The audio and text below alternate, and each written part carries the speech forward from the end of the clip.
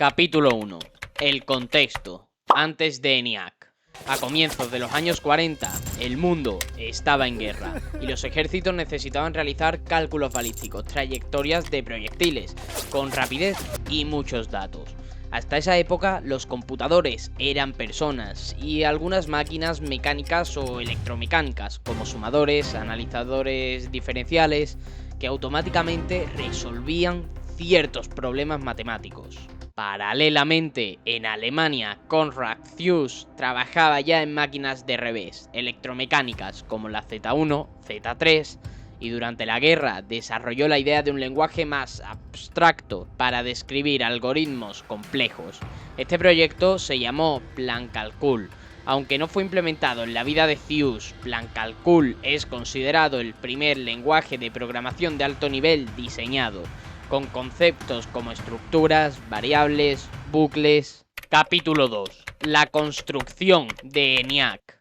En 1943, la Universidad de Pensilvania, bajo la dirección de estos dos señores que estás viendo por pantalla, financiado por el Ejército de los Estados Unidos de América, comenzó a construir ENIAC, Electronic Numerical Integrator and Computer. Terminada aproximadamente en febrero de 1946, aunque ya se había mostrado al público en febrero de ese mismo año. ENIAC era inmenso, ocupaba un sótano, decenas de paneles, miles de tubos de vacío, vacuum tubes, resistencias, condensadores. No tenía memoria interna para cargar programas como lo conocemos hoy. Su programación se hacía por medio de cables físicos, conexiones manuales, tableros de interruptores, blackboards y switches, así como tables of function tables, tablas de función con interruptores para configurar ciertos comportamientos. Capítulo 3. ¿Cómo se programaba ENIAC?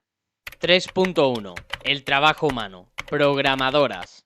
6 mujeres fueron clave para hacer funcionar ENIAC.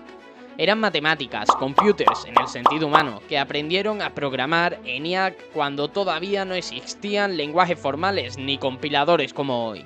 Su trabajo implicaba planear el algoritmo en papel, qué cálculos hacer, en qué orden, cuándo hacer loops, condiciones, traducir eso al hardware. Cables, interruptores, configuraciones de unidades acumuladoras, temporizadores, verificar y depurar, localizar tubos que fallaban, errores de conexión. 3.2. Los primeros intentos de lenguajes para ENIAC. Aunque no eran lenguajes de máquina en el sentido moderno, se desarrollaron sistemas y notaciones para facilitar el trabajo, hacer la programación menos propensa a error y por ende más abstracta. Algunos de estos fueron ENIAC Coding System, 1943-1946. En español, Sistema de Codificación de ENIAC. Entre sus funcionalidades se encontraban las siguientes: listar configuraciones de conexiones, switches, cables y tablas de funciones. Era lo más parecido a un tutorial de cómo conectar lo físico para cada programa. Era la forma original de programar, muy manual, laboriosa y sujeta a errores. ENIAC Short Code, 1946. Fue propuesto tras los primeros años. Se buscaba algo un poco más abstracto, algo más cercano al lenguaje humano o, en su defecto, al lenguaje matemático. Marcó el inicio de la idea de construir algo intermedio, que no fuese ni de tan bajo nivel como es el hardware directamente, ni de tan alto nivel como es el lenguaje matemático puro. Von Neumann and Goldstein Graphic System, 1946. Consiste en notaciones gráficas o diagramas para expresar los algoritmos antes de traducirlos a las conexiones físicas. Permite representar bucles, condiciones y flujos de control de forma más abstracta.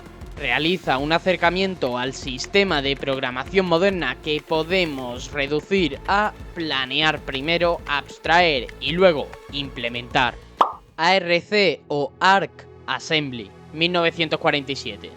Guarda una estrecha relación con el trabajo de Kathleen Booth en Inglaterra.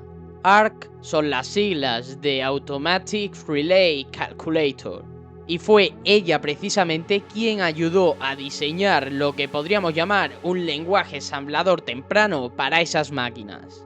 Arc Assembly marca el tránsito hacia los lenguajes de bajo nivel, assembler, que permiten usar mnemónicos en vez de tener que trabajar al nivel de bits reales o con conexiones físicas. Capítulo 4. Transición hacia el lenguaje de alto nivel y almacenaje de programa. Alrededor de 1945 y 1948 empezaron a surgir ideas clave que luego definirían las computadoras modernas. First Draft of a Report of the EDBAC, John von Neumann, 1945. Describía la arquitectura de programa almacenado, Stored Program Architecture, donde programa y datos comparten espacio. Esa idea cambió radicalmente la posibilidad de tener instrucciones que puedan ser manipuladas como datos. ENIAC fue modificado más tarde para usar los Function Tables, tablas de funciones con interruptores para almacenar ciertos componentes del programa, lo que redujo la necesidad de reconfigurar físicamente todo para cada programa. En abril de 1948, ENIAC ejecutó un programa de 840 instrucciones, que usaba sus rutinas, bucles anidados, direccionamiento indirecto para datos y saltos, jumps. Epílogo, legado y reflexión. Plan Calcul, aunque no se puso en práctica en su tiempo, anticipó muchas ideas de los lenguajes modernos, como las estructuras de datos, variables, flotantes y demás.